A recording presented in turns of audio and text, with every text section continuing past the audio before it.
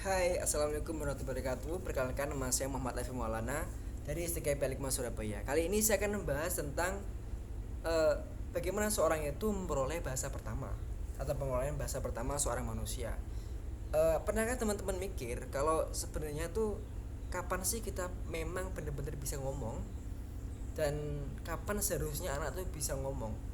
Dari mana dia bisa ngomong, terus prosesnya bagaimana, apakah memang fitrahnya dia bisa ngomong atau perlu kebiasaan-kebiasaan agar dia bisa ngomong begitu, dan apa saja yang mempengaruhinya, faktor-faktor apa saja yang mempengaruhinya. Di sini saya akan mempresentasikan mind map yang telah saya buat berdasarkan uh, buku di karangannya Abdul Cair, Psikolistik Kajian Teoretik. Di sini saya menggunakan Minion untuk menemani kebosanan kalian mendengar penjelasan saya. Ada banyak minion di sini.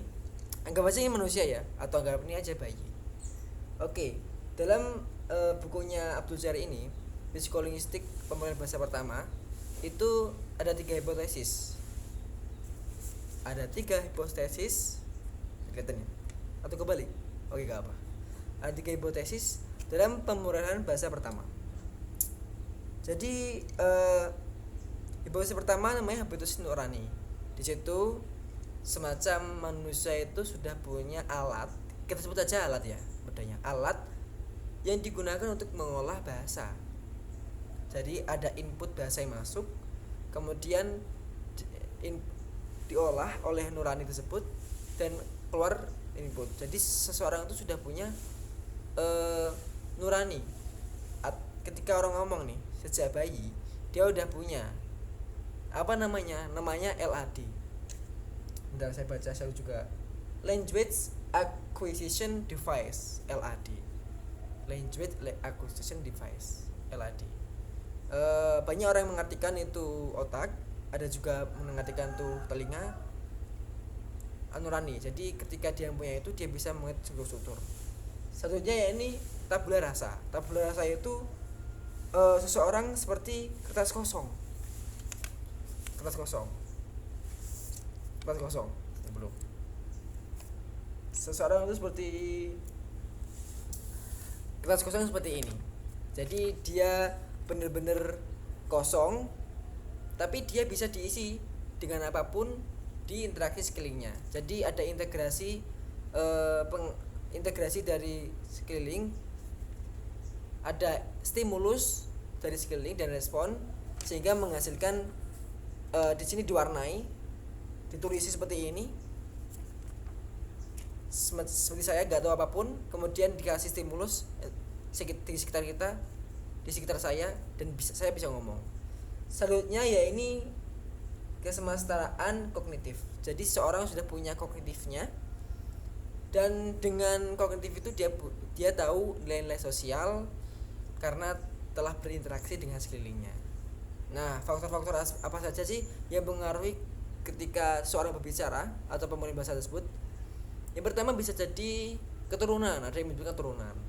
Intelijen, jadi kepintaran seseorang itu juga dipengaruhi keturunan. Ada juga yang ibu itu sangat mempengaruhi bagaimana kecerdasan anaknya. Kemudian ada juga yang bilang perkembangan kognitif, jadi sesuai usia, sesuai apa yang diketahui juga, sehingga semakin dia ketahui semakin banyak dia memulai bahasa. Kemudian faktor alamiah, ya ini LAD tadi, kalau fisiknya atau nuraninya kurang peka, maka dia juga tidak bisa menangkap bahasa terlalu baik dibanding yang lain. Selanjutnya saya akan membahas tentang apa yang landasan biologis. Jadi ketika kita ngomong itu pertanyaan landasan biologis. Kalau landasan seseorang manusia itu kenapa bisa ngomong dibanding dengan hewan yang mungkin ngomongnya cuma meong-meong aja. Misalnya nih hewan ya, Hello Kitty. Ya, sebenarnya lagi Hello Kitty. Dia cuma bisa ngomong meong-meong aja. Tapi kucing dia bisa ngomong meong aja, tapi manusia bisa ngomong berbagai hal. Bahkan meong pun juga dia bisa ngomong. Itu karena yang pertama punya otak, yang kedua lidahnya berbeda dengan yang lain, lidahnya lebih tebal dan fleksibel daripada yang lain, dan paru-parunya tuh sesuai, jadi dia bisa bernafas sambil ngomong kan, bisa bernafas sambil ngomong, tarik keluarkan, ya, itu membuktikan bahwa manusia itu benar-benar bisa perlengkapan manusia, desain manusia itu sangat sesuai untuk makhluk yang bisa ngomong gitu. Terima kasih, semoga bermanfaat. Wassalamualaikum warahmatullahi wabarakatuh.